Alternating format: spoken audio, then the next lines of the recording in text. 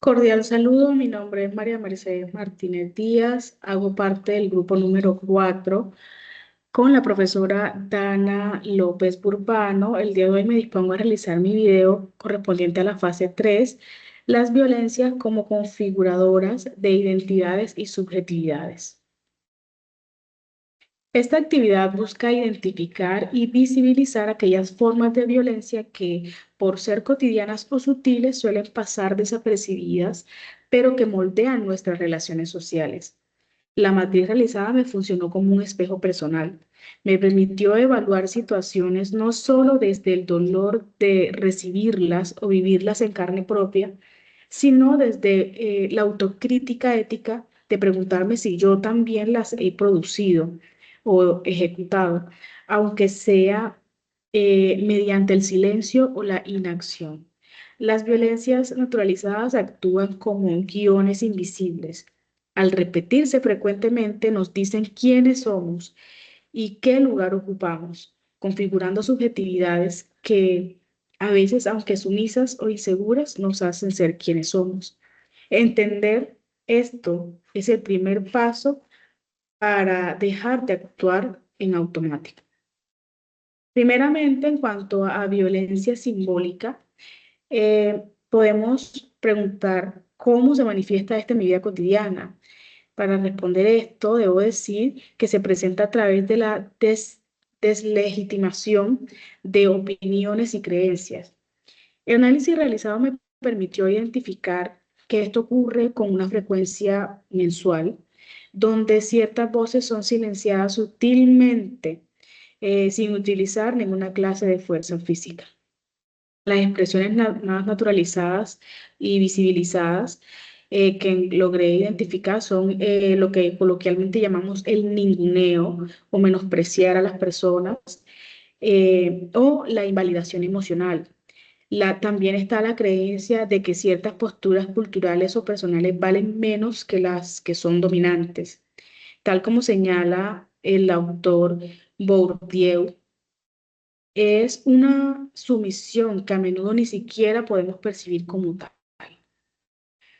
En cuanto a identidades de género y sexualidad, vemos que dentro de las formas de control y exclusión se identificó una presión semanal sobre lo que es la vestimenta y el comportamiento, especialmente de nosotras como mujeres.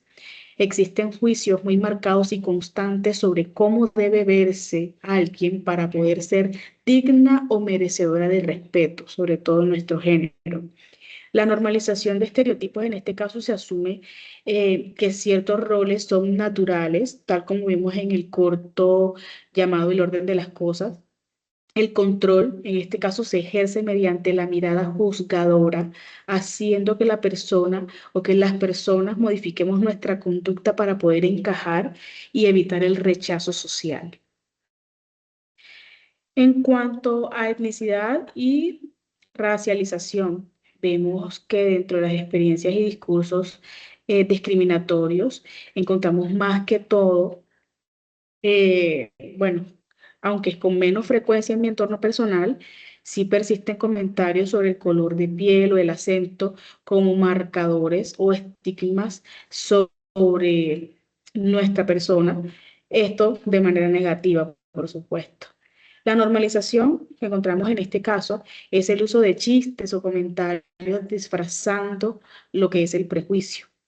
También está la construcción de el otro como alguien ajeno o inferior, similar a la dinámica observada en el corto Migrantes, donde la diferencia física se convierte en una barrera social. En este caso, no es una barrera física, bueno, también, pero es más que todo una barrera étnica o racial.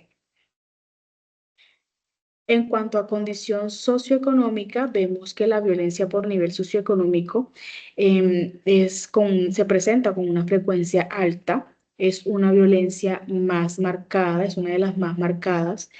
El trato recibido definitivamente varía drásticamente según la apariencia o la capacidad adquisitiva que tengamos las personas. El impacto en las oportunidades es bastante fuerte, ya que se crea ciudadanía de primera y segunda clase, como una especie de segregación hacia las personas por su condición socioeconómica. Esto afecta sobremanera la dignidad de las oportunidades y la autopercepción de la persona, ya que se siente que vale según lo que tiene, limitando su participación social y su seguridad personal también. En cuanto a migración y movilidad, vemos que encontramos barreras y estigmas. Por ejemplo, se percibe al migrante bajo la etiqueta de invasor o un problema para la sociedad residente.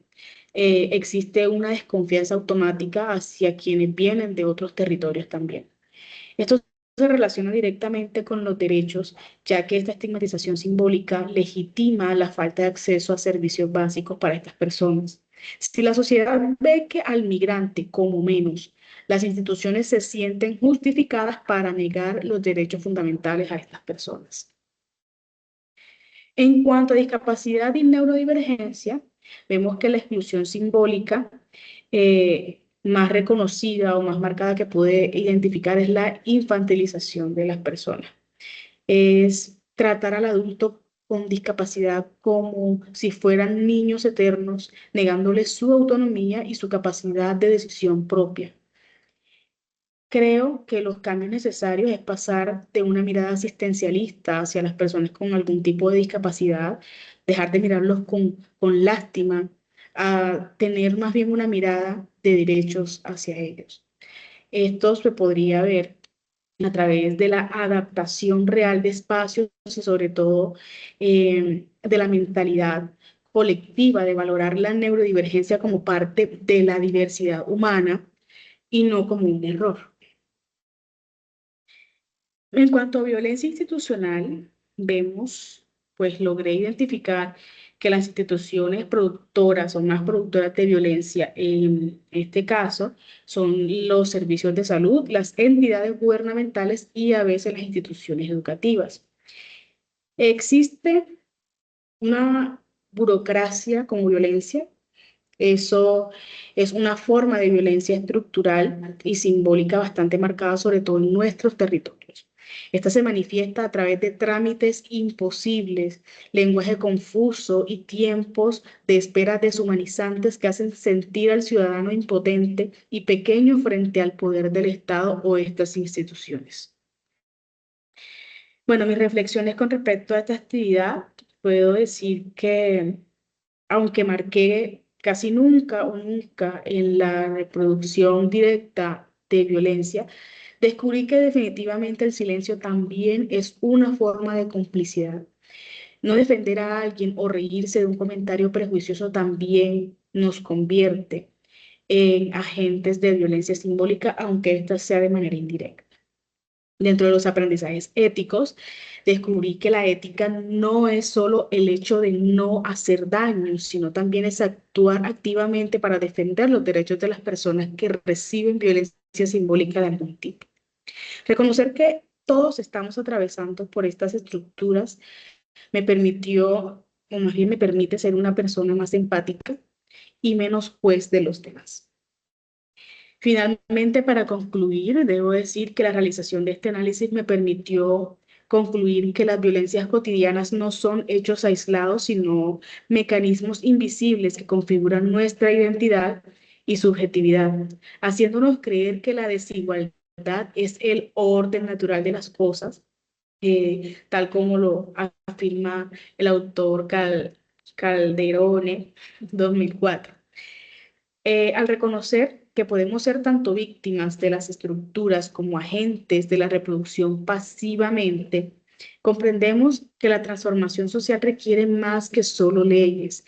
Necesita una alfabetización crítica que desnaturalice la dominación. Por lo tanto, para transformar estas prácticas es urgente promover acciones colectivas basadas en la empatía, el diálogo, apostando para la construcción de subjetividades críticas, transformadoras y solidarias que permitan reconocer al otro y que rompan, por supuesto, con los ciclos de exclusión normalizados. Las referencias que utilicé para la realización de esta actividad son las siguientes. Muchísimas gracias a la tutora y a todo aquel que esté viendo esta presentación por su atención prestada. Quiero, por último, decir que este ha sido un curso en definitiva maravilloso. Me ha permitido comprender muchísimas cosas acerca de la violencia simbólica, ya que a veces creemos que por el hecho de no eh, practicarlas directamente hacia las personas, no estamos actuando de manera estigmatizante y muchas veces eh, con el simple hecho de callar o no defender a alguien o reírnos de un chiste, como se había mencionado anteriormente, estamos siendo personas que ejercen violencia simbólica hacia los demás y nuestra labor como profesionales es precisamente trabajar como agentes transformadores del cambio, rompiendo las barreras que constituyen la exclusión hacia las personas. No siendo más, muchísimas gracias por la atención prestada.